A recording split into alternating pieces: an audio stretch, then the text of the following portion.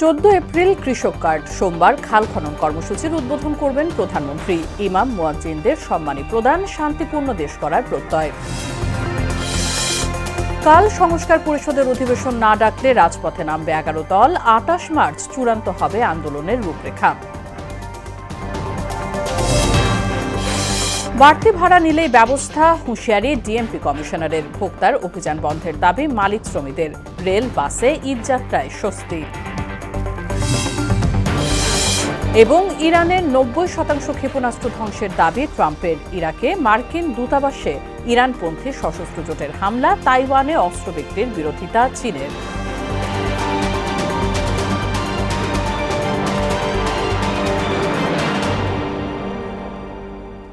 আসসালামু আলাইকুম, স্বাগত মোহনা সংবাদে। শুনছিলেন শিরোনাম, পুরো সংবাদের সঙ্গে আছে রাশিদা সুলতানা রিঙ্কু। ভোটের কালি মোছার আগেই নির্বাচনী প্রতিশ্রুতি বাস্তবায়নের কাজ শুরু হয়েছে বলে জানালেন প্রধানমন্ত্রী তারেক রহমান। দুপুরে রাজধানীর ওসমানী স্মৃতি মিলনায়তনে ইমাম মুয়াজ্জিনদের সম্মানী প্রদান কার্যক্রমের উদ্বোধন অনুষ্ঠানে কথা বলেন তিনি। সব ধর্মের মানুষকে নিয়ে শান্তিপূর্ণ দেশ গড়ার প্রত্যয় জানান সরকার প্রধান। এছাড়া 14 এপ্রিল কৃষক কার্ড প্রদানের ঘোষণা দেন তিনি। আরও জানাচ্ছেন মনিরুল ইসলাম। অনুভূতি ও অভিব্যক্তি প্রকাশ করছেন। দেশের প্রায় 6,500 মসজিদের ইমাম মুয়াজ্জিন ও মন্দিরের পুরোহিতদের মাসিক সম্মানী দেওয়ার পরীক্ষামূলক কার্যক্রম উদ্বোধন করেন প্রধানমন্ত্রী তারেক রহমান। শনিবার সকালে রাজধানীর ওসমানী স্মৃতি মিলনায়তনের অনুষ্ঠান থেকে তাদের হাতে সম্মানী ভাতা তুলে দেন সরকার প্রধান। সব ধর্মের মানুষের জন্য শান্তিময় বাংলাদেশ গড়া সরকারের লক্ষ্য বলে জানান প্রধানমন্ত্রী। দেশের প্রতিটি নাগরিকের রাজনৈতিক এবং অর্থনৈতিক ক্ষমতায়ন নিশ্চিত করার মাধ্যমে আমরা আমাদের দেশকে একটি শক্তিশালী ভিত্তির উপরে প্রতিষ্ঠিত করতে চাই, যাতে করে আর কোনো ফ্যাসিবাদ কিংবা তাদের তাবেদার অপশক্তি মানুষের স্বাধীনতা কেড়ে নিতে না পারে। ভোটের কালি মোছার আগেই প্রতিশ্রুতি বাস্তবায়ন শুরু করেছে বলেও জানান তিনি। যারা অর্থনৈতিকভাবে হয়তো বা অনেক ক্ষেত্রে পিছিয়ে রয়েছেন, তাদের জন্য একটি সম্মানী বা আর্থিক সহায়তা কিংবা কর্মসংস্থান সৃষ্টির মাধ্যমে আর্থিক বৈষম্য দূর করে আমরা সবাই মিলে একটু শান্তিতে একটু ভালোভাবে থাকব। বিএনপি সরকার গঠনের পর ভোটের কালি নোট থেকে মোচনের আগেই আমরা আমাদের সকল প্রতিশ্রুতি ধারাবাহিকভাবে বাস্তবায়নের কাজ শুরু করেছে। নাগরিকদের রাজনৈতিক অধিকার নিশ্চিতের মাধ্যমে দেশকে শক্তিশালী করার প্রত্যয় জানান সরকার প্রধান। দেশের নাগরিকদেরকে যদি দুর্বল করে রাখা হয়, তাহলে রাষ্ট্র কখনোই শক্তিশালী হতে পারে না। এবং সেই জন্যই আমাদের ইচ্ছা, আমাদের দর্শন, আমাদের পরিকল্পনা বাংলাদেশের নাগরিকদেরকে আমরা রাজনৈতিক এবং অর্থনৈতিকভাবে ধীরে ধীরে শক্তিশালীভাবে গড়ে তুলতে চাই, যদি আমরা রাষ্ট্রকে শক্তিশালী করতে চাই। নির্বাচনী প্রতিশ্রুতি বাস্তবায়নের অংশ হিসেবে বাংলা নতুন বছরের প্রথম দিন 14 এপ্রিল কৃষক কার্ড প্রদান করা হবে বলেও জানান তারেক রহমান। আগামী 14 এপ্রিল তথা 1 বৈশাখ থেকে আমরা ইনশাআল্লাহ ফার্মার্স কার্ড বা কৃষক কার্ডের পাইলট প্রজেক্ট চালু করব। ইনশাআল্লাহ আগামী 16 মার্চ দিনাজপুর থেকে শুরু হচ্ছে আমাদের খাল খনন কর্মসূচি। প্রত্যেক মসজিদে মাসিক ভাতা 10,000 টাকা নির্ধারণ করা হয়। এর মধ্যে ইমাম 5,000, মুয়াজ্জিন 3 এবং খাদেম 2,000 টাকা করে পাবেন। প্রতিটি মন্দিরের পুরোহিত 5 এবং সেবায় 3,000 টাকা পাবেন। বৌদ্ধবিহারে অধ্যক্ষ 5 আর উপাধ্যক্ষ 3,000 টাকা পাবেন। মনিরুল ইসলাম, মোহনা সংবাদ, ঢাকা। ত্রয়োদশ জাতীয় সংসদের কার্য উপদেষ্টা কমিটির প্রথম বৈঠক জাতীয় সংসদ ভবনের ক্যাবিনেট কক্ষে অনুষ্ঠিত হয়েছে। কমিটির সভাপতি স্পিকার হাফিজউদ্দিন আহমেদ বৈঠকের সভাপতিত্ব করেন। কমিটির সদস্য, সংসদ নেতা ও প্রধানমন্ত্রী তারেক রহমান সহ অন্যান্যরা বৈঠকে অংশ নেন। এতে ত্রয়োদশ জাতীয় সংসদের প্রথম অধিবেশনের কার্যাবলী সম্পূর্ণের জন্য সময় বরাদ্দ ও অধিবেশনের স্থায়িত্বকাল নিয়ে আলোচনা করা হয়। বৈঠকে সাচিবিক সহায়তা প্রদান করেন সংসদ সচিবালয়ের সচিব কানিস মওলা। সংসদ সচিবালয়ের সংশ্লিষ্ট ঊর্ধ্বতন কর্মকর্তাবৃন্দ এই বৈঠকে উপস্থিত ছিলেন। জুলাই সনদ বাস্তবায়নের কাল সংবিধান সংস্কার পরিষদের অধিবেশনে ডাকা না হলে রাজপথে আন্দোলনে নামার ঘোষণা দিয়েছে 11 দলীয় ঐক্যজোট। 28 মার্চ শীর্ষ নেতৃত্বের বৈঠকে সিদ্ধান্ত অনুযায়ী চূড়ান্ত হবে আন্দোলনের রূপরেখা।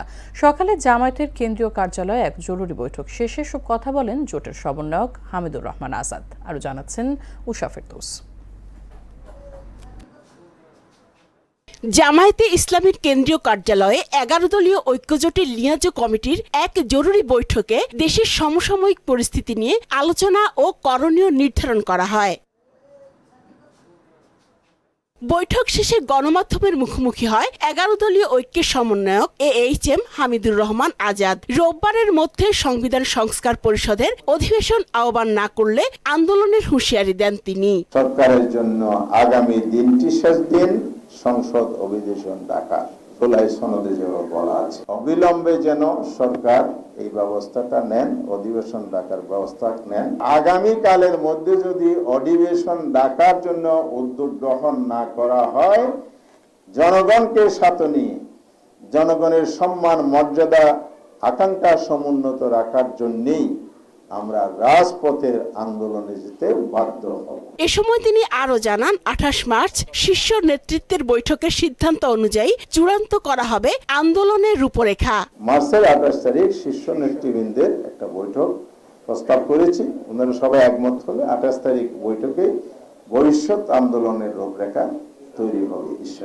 জাতীয় সংসদে রাষ্ট্রপতির ভাষণের মাধ্যমে সংসদকে কলুষিত করা হয়েছে বলেও মন্তব্য করেন তিনি।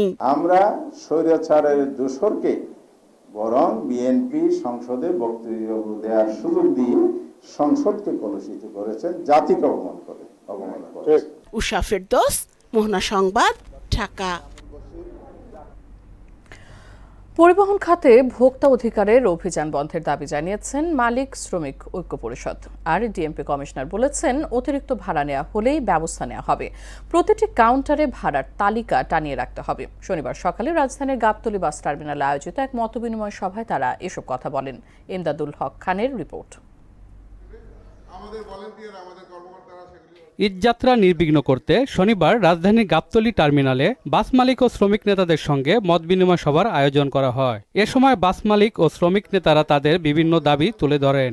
কুচক্রী মহল আছে, এরা কিভাবে জায়জামালা তৈরি করবে। তারা বলেন, ভোক্তা অধিদপ্তরের ম্যাজিস্ট্রেটরা নির্ভুল তথ্য উপাত্ত সংগ্রহ না করে অভিযান চালায়। এদের অভিযান বন্ধ না হলে অপ্রীতিকর ঘটনা ঘটার আশঙ্কাও জানান তারা। ভোক্তা অধিদপ্তরের ম্যাজিস্ট্রেট যদি ঈদের সময় নিয়োগ দেয়, বিষয়টা তাদেরকে পরিষ্কার করে দেবেন যাতে এই ধরনের অনিয়ম তারা না করে। এ সময় ডিএমপি কমিশনার বলেন, ঈদযাত্রা নির্বিঘ্ন করতে যাত্রীদের জন্য হেল্প ডেস্ক রাখা হয়েছে। লক্কর বাস রাস্তায় নামবে না। এসব বাস রাস্তায় নষ্ট হলে যান চলাচল স্বাভাবিক রাখা সম্ভব নয়। লক্কর বাস যাতে রাস্তা না নামে সেখানে আমাদের ডিএমপি জুডিশিয়ারি ম্যাজিস্ট্রেট সহ বিএনপি ম্যাজিস্ট্রেট সহ অভিযান।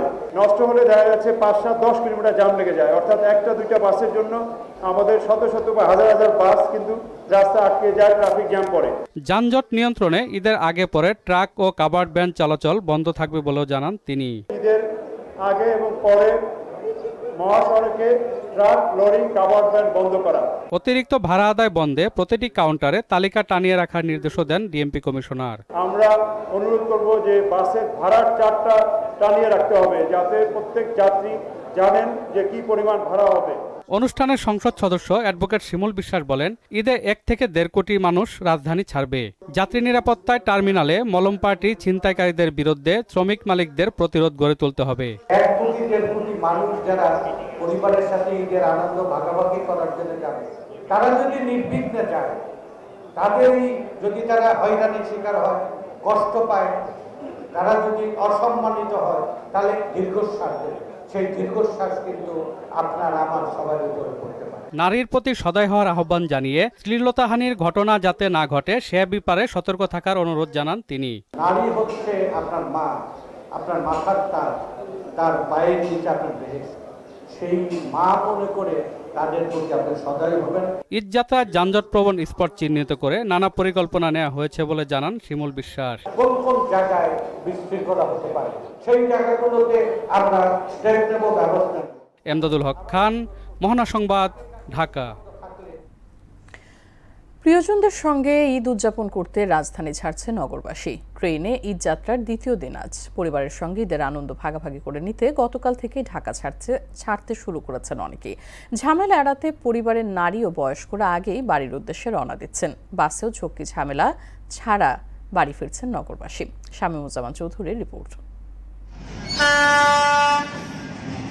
হুইসেল বাজিয়ে সামনে গড়ায় ট্রেন। কামরার ভিতরে বসে বাড়ি ফেরার স্বপ্নে যেন বিভোর থাকে শিশু থেকে বৃদ্ধ সবাই। কেননা এই দিনটির জন্যই বছর জুড়ে অপেক্ষা করেন ঢাকাবাসী। ঈদযাত্রা দ্বিতীয় দিনে রাজধানী কমলাপুর রেল স্টেশন থেকে বেশিরভাগ ট্রেন সময় মতো ছেড়েছে। নেই বড় ধরনের ভোগান্তি বা শিডিউল বিপর্যয়। নিরাপত্তা ব্যবস্থার মধ্যে স্বস্তিতে গন্তব্যে যাচ্ছেন যাত্রীরা। ঈদ উপলক্ষে আমরা সবাই বাড়িতে যাচ্ছি, অনেকটা ইন্টারেস্টিং। সালামি দিব, দৌড়াদৌড়ি করব, অনেক মজা। আসার পর থেকে তো দেখছি সবকিছু স্বাভাবিক, আমার কাছে ভোগান্তি বলে মনে হচ্ছে না। আমি আমার ভাই বোনদের সাথে ঈদ এনজয় করব। গতবারের চেয়ে এবারে ভোগান্তি অত্যন্ত কম। এদিকে বাসেও শুরু হয়েছে ঈদযাত্রা। নিজ আঙিনায় চেনা মানুষদের সঙ্গে ঈদের মুহূর্তগুলো রঙিন করার প্রত্যাশা নগরবাসীর। এবার ঈদযাত্রা অনেক মাশাআল্লাহ অনেক ভালো। এবারে আমরা এসেই টিকিট পেয়েছি, কখন আমাদের কোনো ভোগান্তি হয় নাই, টিকিটের কোনো দামও বেশি নেয় নাই। আমরা ঈদের যত শিডিউল দিছি সবগুলো বহাল রাখছি। ঈদযাত্রার সার্বিক পরিস্থিতি পর্যবেক্ষণে ফুলবাড়িয়া বিআরটিসি ও সায়দাবাদ বাস কাউন্টার পরিদর্শন করেন সড়ক পরিবহন ও সেতু মন্ত্রী শেখ রবিউল আলম। বলেন, দূরপাল্লার পরিবহনে তেলের রেশনিং রাত থেকেই উঠে যাচ্ছে। যে জ্বালানি সরবরাহ পর্যাপ্ত নিশ্চিত করা হবে পাবলিক পরিবহনে, এবং সেটা আমি মনে করছি যে আগামীকাল থেকেই কার্যকর ইনশাল্লাহ হতে যাচ্ছে। মহাসড়কের 260টি যানজট প্রবণ এলাকা চিহ্নিত করে ব্যবস্থা নেওয়া হবে বলে জানান মন্ত্রী। 260টি স্পটে যাতে কোনো যানজটের তৈরি না হয় তার পর্যাপ্ত ব্যবস্থা, নিয়ন্ত্রণ ইত্যাদি ব্যবস্থাপনাটা আমরা নিশ্চিত করেছি। শামীমুজ্জামান চৌধুরী, মোহনা সংবাদ, ঢাকা। সবকিছু মিলিয়ে আমাদের এখনও জ্বালানি সংকট রয়েছে রাজধানীর তেলের পাম্পে। পাম্প ঘিরে ভিড় রয়েছে ক্রেতাদের। জ্বালানি সংকটের প্রভাব এবার ঈদযাত্রায় পড়ার আশঙ্কা করছেন অনেকেই। এ বিষয়ে আরও জানাতে রাজধানী থেকে যুক্ত হচ্ছেন সহকর্মী নাজমুল ইসলাম। নাজমুল, তেলের পাম্পের চিত্র কেমন দেখতে পাচ্ছেন?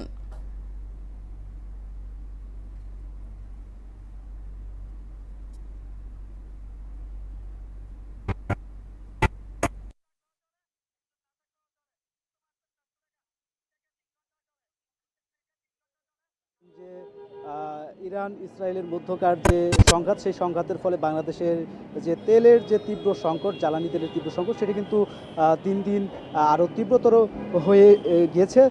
আমরা সকাল থেকেই রাজধানীর বিভিন্ন যে পেট্রোল পাম্প রয়েছে সেই পেট্রোল পাম্পগুলোতে ঘুরেছি এবং সেই পেট্রোল পাম্পগুলিতে দীর্ঘ যে যানবাহনের লাইন, সেই দীর্ঘ লাইন আমরা দেখেছি। যদিও এই মুহূর্তে যেহেতু আর কিছুক্ষণ পরেই ইফতারের সময়, যে কারণে কিন্তু আমি যে পাম্পটিতে রয়েছি সেই পাম্পটিতে বন্ধ করে রাখা হয়েছে। যদিও পাশেই আপনারা দেখতে পাচ্ছেন যে যানবাহনের দীর্ঘ লাইন কিন্তু এখানে রয়েছে, কিন্তু পাম্প কিছুক্ষণ আগে, অর্থাৎ এখন থেকে 10 মিনিট আগেই পাম্পটি বন্ধ করে দেওয়া হয়েছে, অর্থাৎ ইফতারের পরে কিন্তু পাম্পটি চালু করা হবে। আরেকটি বিষয় আপনাদেরকে যদি দেখাতে চাই, এখানে পাম্পে কিন্তু খালি বোতলেও কিন্তু অনেকেই তেল নিচ্ছে। সেটি যদি আপনাদের একটু দেখাই যে খালি বোতলের মধ্যে এখানে তেল অনেকেই সংগ্রহ করছে।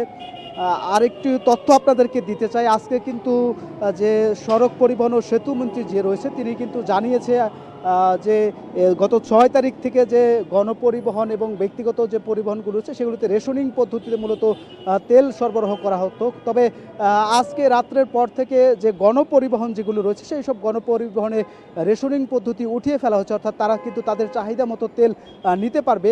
এর আগে গত 6 তারিখ থেকে মোটরসাইকেলের জন্য কিন্তু সর্বোচ্চ 2 লিটার তেল বরাদ্দ ছিল এবং ব্যক্তিগত যে পরিবহনগুলো রয়েছে সেই ব্যক্তিগত যানবাহনের জন্য 10 লিটার করে তেল বরাদ্দ ছিল এবং গণপরিবহনের জন্য 70 থেকে 200-র উপরে তেল কিন্তু তারা নিতে পারত। তবে ঈদ যাত্রায় আরও আরামদায়ক, স্বস্তি করতে এবং তেলের যে কোনো ধরনের ঘাটতি যাতে না হয় সে কারণে মূলত গণপরিবহনে আজকে রাত থেকে রেশনিং পদ্ধতিটি উঠিয়ে দেওয়া হচ্ছে, অর্থাৎ গণপরিবহনে যারা রয়েছে তারা যতটুকু তেল লাগে ততটুকুই কিন্তু পাবে। তো রিঙ্কু, এই ছিল রাজধানীর পেট্রোল পাম্প থেকে জ্বালানি তেলের যে সংকট, সেই সংকটের সর্বশেষ পরিস্থিতি। জি নাজমুল, অসংখ্য ধন্যবাদ আপনাকে। চলমান যুদ্ধে মার্কিন বাহিনী ইরানের 90% ক্ষেপণাস্ত্র ধ্বংস করে দিয়েছে বলে দাবি করেছে যুক্তরাষ্ট্রের প্রেসিডেন্ট ডোনাল্ড ট্রাম্প। ইরাকে বিমান ঘাঁটি ও মার্কিন দূতাবাস লক্ষ্য করে হামলা চালিয়েছে ইরানপন্থী সশস্ত্র রাজনৈতিক জোট দ্য ইসলামিক রেজিস্ট্যান্স ইরান। এদিকে তাইওয়ানের কাছে যুক্তরাষ্ট্রের নতুন অস্ত্র বিক্রির বিরোধিতা করেছে চীন। আরও জানাচ্ছেন ঐশী আলম।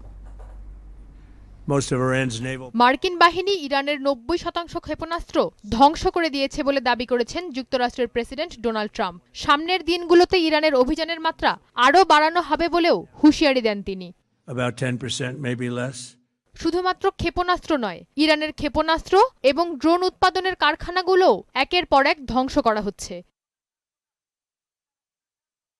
ক্ষয়ক্ষতি পুষিয়ে নিতে বছরের পর বছর লেগে যাবে, এমনও হতে পারে তাদের উঠে দাঁড়ানোর ক্ষমতা থাকবে না। যুদ্ধ কতদিন চলতে পারে এমন প্রশ্নের উত্তর এড়িয়ে তিনি বলেন, যুক্তরাষ্ট্রের কাছে সেনা, সমরাস্ত্র ও সামরিক সরঞ্জামের অভাব নেই। সামনের দিনগুলোতে অভিযানের তীব্রতা এবং ব্যাপ্তি উভয়ই বাড়বে। ইরাকের 2টি মার্কিন বিমান ঘাঁটিতে গেল 24 ঘন্টায় 8 বার হামলা চালিয়েছে ইরাকের ইরানপন্থী সশস্ত্র রাজনৈতিক দলগুলোর জোট দ্য ইসলামিক রেজিস্ট্যান্স ইরাক। এর পাশাপাশি ইরাকে মার্কিন দূতাবাস লক্ষ্য করেও ক্ষেপণাস্ত্র নিক্ষেপ করেছে দ্য ইসলামিক রেজিস্ট্যান্স। এতে দূতাবাসের হেলিপ্যাড ধ্বংস হয়েছে। এদিকে তাইওয়ানের কাছে যুক্তরাষ্ট্রের নতুন অস্ত্র বিক্রির বিরোধিতা করেছে চীন। দেশটির পররাষ্ট্র মন্ত্রণালয়ের মুখপাত্র জিয়াকুন বলেন, যুক্তরাষ্ট্রের উচিত কঠোরভাবে এক চীন নীতি এবং চীন যুক্তরাষ্ট্রের 3টি যৌথ ঘোষণাপত্র মেনে চলা, একই সঙ্গে তাইওয়ানের কাছে অস্ত্র বিক্রি বন্ধ করা। ঐশী আলম, মোহনা সংবাদ। রমজানে নিত্যপণ্যের বাজার দর স্থিতিশীল থাকলেও সংকট দেখা দিয়েছে বোতলজাত সয়াবিন তেলের। একই সঙ্গে বেড়েছে খোলা তেলের দামও। বিক্রেতারা বলছেন, প্রয়োজনের তুলনায় সরবরাহ কমেছে ভোজ্য তেলের। আর মূল্যবৃদ্ধির ক্ষেত্রে বিক্রেতাদের অভিযোগের তীর ডিলারদের দিকে, আর ডিলাররা দুষছেন কোম্পানি মালিকদের। এমন পরিস্থিতি থেকে উত্তরণের জন্য সরকারের সজাগ দৃষ্টি কামনা করেছেন ক্রেতা সাধারণ। বিস্তারিত বিজন কুমারের রিপোর্টে। রমজানের শেষের দিকে নিত্যপণ্যের বাজার দর স্থিতিশীল থাকলেও দুশ্চিন্তার কারণ হয়ে দাঁড়িয়েছে ভোজ্য তেল। বাজার জুড়ে সংকট দেখা দিয়েছে বোতলজাত সয়াবিন তেলের। শুধু তাই নয়, চড়া পাম অয়েল তেলের বাজারও। অথচ গেল ডিসেম্বরেই দাম বাড়িয়ে পূর্ণ নির্ধারণ করা হয় ভোজ্য তেলের। 1 লিটারের বোতল আমি কোথাও পাই নাই, একটা দোকানে পেয়েছি, 195 টাকা নিয়েছে। আমার তো রমজান মাসে 10 কেজি মতো লাগে, আর এমনি স্বাভাবিক মাসে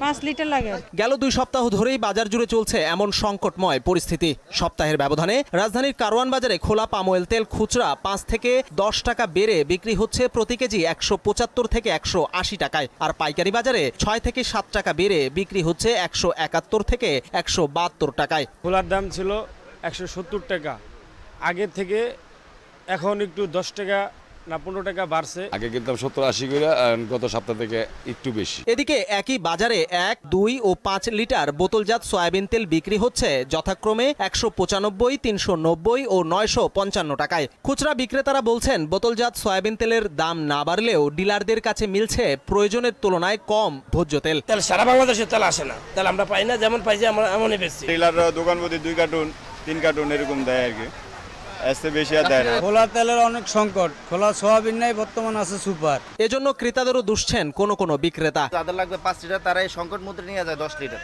তখন আমরা 10 লিটার দিতে গেলে আমাদের সংকট এমনিতেই লেগে যাবে। যুদ্ধের কারণে তেলের চাহিদাটা অতিরিক্ত বেড়ে গেছে, সবাই মজুত করতেছে বাসা বাড়িতে। অন্যদিকে ডিলারদের অভিযোগের তীর কোম্পানির মালিকদের দিকে। খোলা যেটা সয়াবিন তেলটা, ওটার রেটটা ঠিকমতো অ্যাভেলেবেল হচ্ছে না, এবং রেটটাও প্রায় অনেক হাই, যার কারণে বোতলের দিকে সবাই ঢুকে পড়তেছে। কোম্পানি তেল যেইটুকু দেয় এটার ভিতরে অনেক কন্ডিশন থাকে, এটা সাধারণ দোকানদাররা জানে না। এমন পরিস্থিতি থেকে দ্রুত উত্তরণে সরকারের সংশ্লিষ্ট দপ্তরের সজাগ দৃষ্টি কামনা করছেন ক্রেতা বিক্রেতা উভয়ই।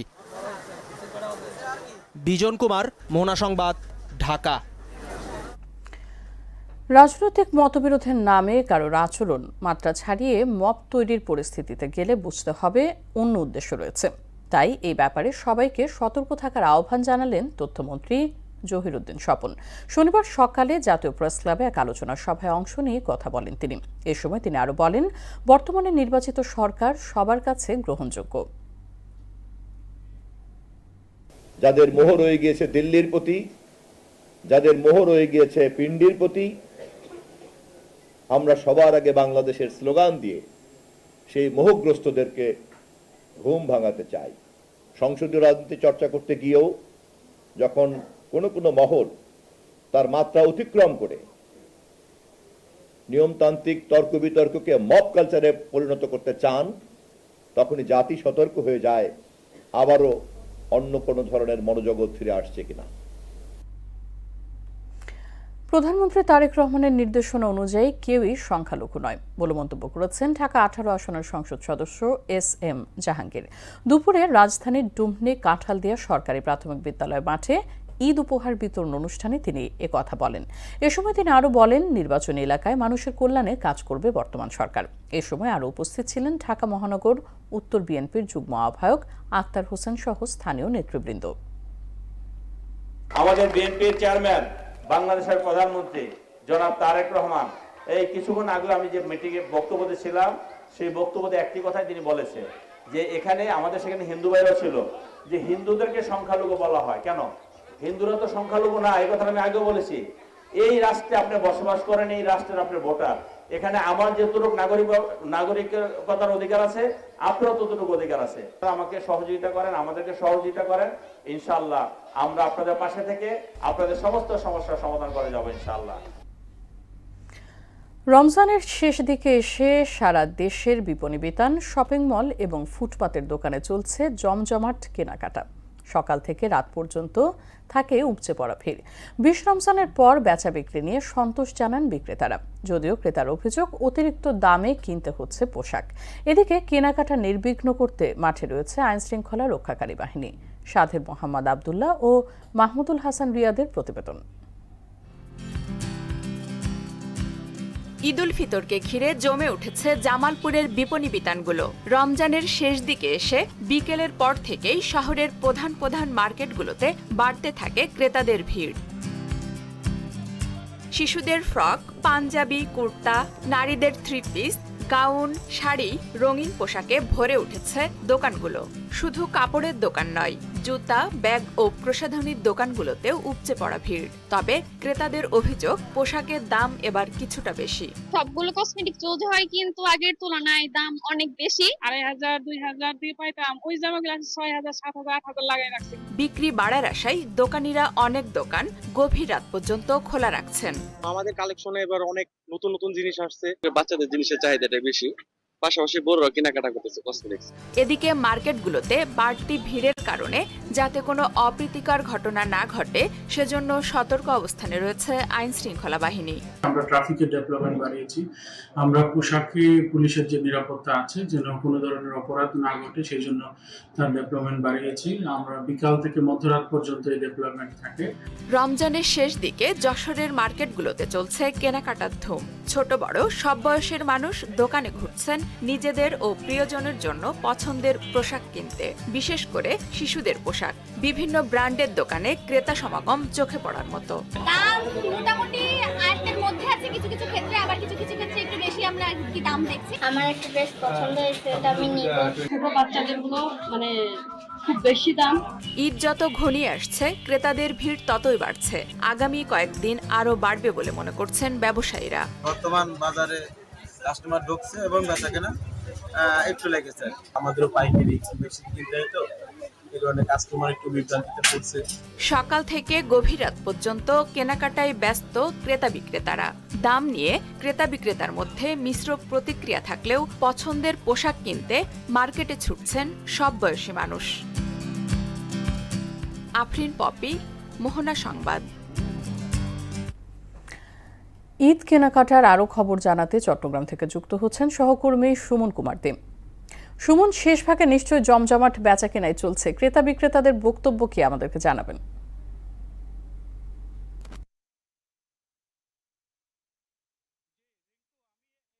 রয়েছি চট্টগ্রামের যে রিয়াজউদ্দিন বাজার, আমার পাশে রয়েছে নিউ মার্কেট।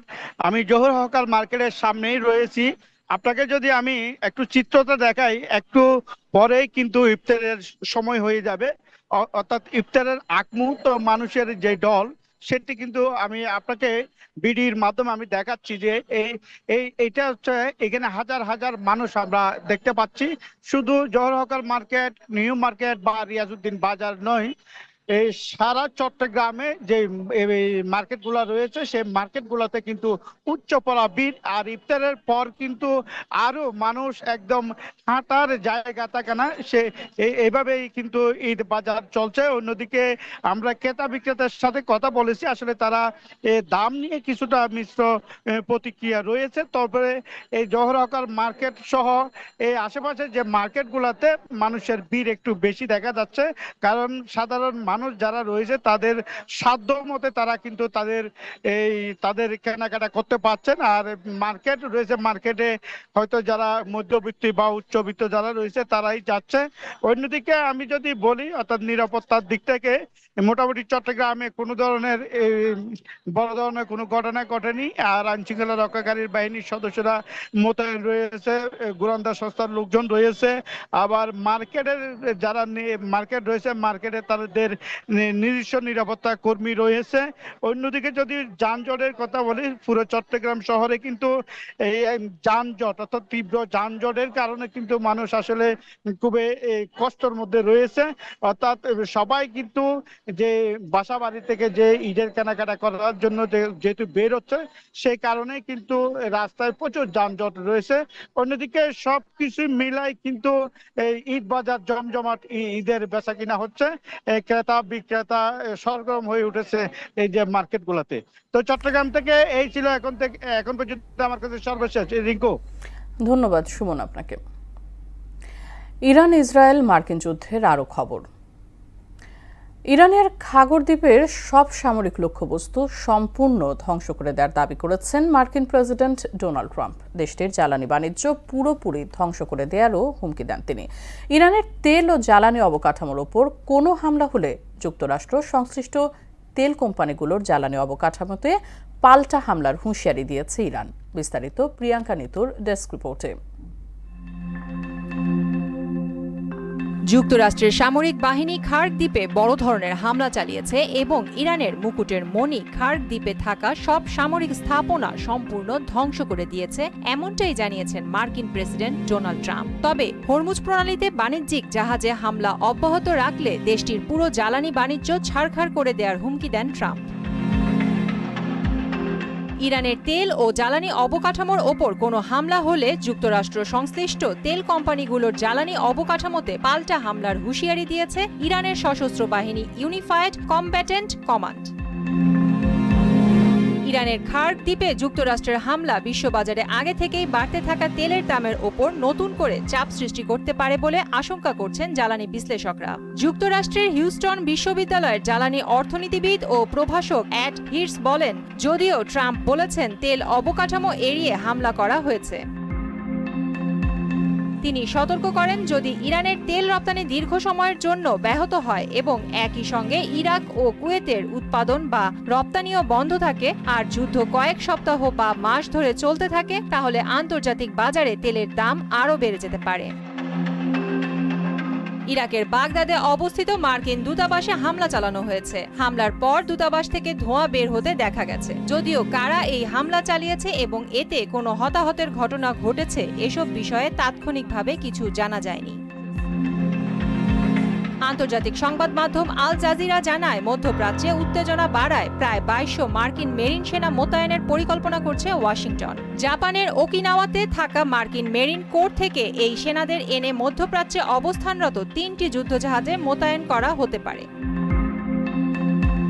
অন্যদিকে যুক্তরাষ্ট্র সরকার ইরানের শীর্ষ নেতাদের বিষয়ে তথ্য সরবরাহের জন্য $10 মিলিয়ন পর্যন্ত পুরস্কার ঘোষণা করেছে। এদের মধ্যে রয়েছেন ইরানের নতুন সর্বোচ্চ নেতা মোস্তফা খামেনি, উপদেষ্টা আলী লারিজানি, স্বরাষ্ট্র মন্ত্রী ব্রিগেডিয়ার জেনারেল এসকান্দার মোমেনি এবং গোয়েন্দা ও নিরাপত্তা মন্ত্রী ইসমাইল খাতিব সহ ইরানের বেশ কিছু শীর্ষ নেতা।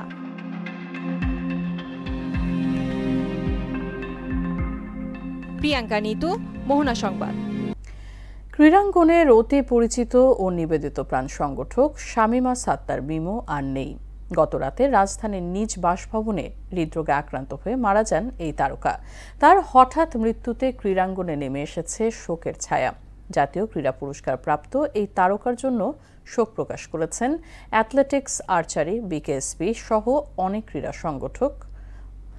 জানা গেছে দীর্ঘদিন ধরে হৃদরোগ ও ভার্টাইগো সমস্যায় ভুগছিলেন শামীমা সাত্তার মিমো। এর আগে 2000 সালে জেতেন জাতীয় ক্রীড়া পুরস্কার।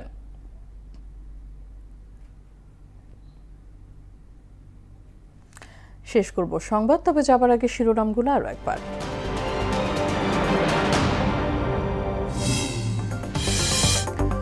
14 এপ্রিল কৃষক কার্ড। সোমবার খাল খনন কর্মসূচির উদ্বোধন করবেন প্রধানমন্ত্রী। ইমাম মুয়াজ্জিনদের সম্মানী প্রদান, শান্তিপূর্ণ দেশ গড়ার প্রত্যয়। কাল সংস্কার পরিষদের অধিবেশন না ডাকলে রাজপথে নামবে 11 দল। 28 মার্চ চূড়ান্ত হবে আন্দোলনের রূপরেখা। বাড়তি ভাড়া নিলেই ব্যবস্থা, হুঁশিয়ারি ডিএমপি কমিশনারের। ভোক্তার অভিযান বন্ধের দাবি মালিক শ্রমিকদের। রেল, বাসে ঈদযাত্রায় স্বস্তি। এবং ইরানের 90% ক্ষেপণাস্ত্র ধ্বংসের দাবি ট্রাম্পের। ইরাকে মার্কিন দূতাবাসে ইরানপন্থী সশস্ত্র জোটের হামলা। তাইওয়ানে অস্ত্র বিক্রির বিরোধিতা চীনের। এই ছিল সংবাদে। পরবর্তী সংবাদ রাত 9টায়। এর আগে সন্ধ্যা 7টায় দেখবেন সংবাদ এক নজরে। মোহনার সবশেষ খবর জানতে ভিজিট করুন www.mohana.tv। সংবাদ দেখতে পারেন ফেসবুক ও ইউটিউবেও। সঙ্গে থাকার জন্য ধন্যবাদ সবাইকে।